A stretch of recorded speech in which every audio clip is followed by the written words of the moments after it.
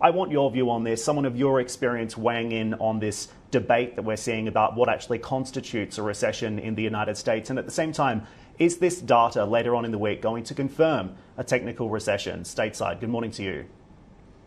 Good morning. And so I think there are two classic definitions of recession. One is just two back-to-back quarters of negative growth, of contraction. The alternative is that there's something called the National Bureau of Economic Research, and there's a group of people who make a decision after all the data come in of whether there has been a recession or not. My guess is it's likely to have a technical recession.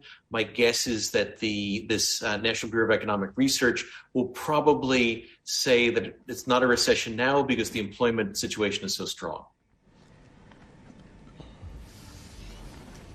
So, Governor, will the Fed also pivot its own language on a recession this week? And if confirmed, what do you expect the depth and duration of any potential recession in the United States to look like?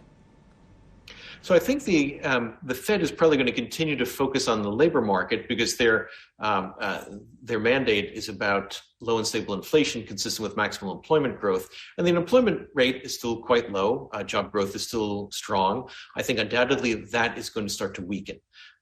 We are starting to see some signs of weakening in the labor market. I think the unemployment rate is going to start to go up, but the Fed is going to move, or at least I believe it's going to move 75 basis points.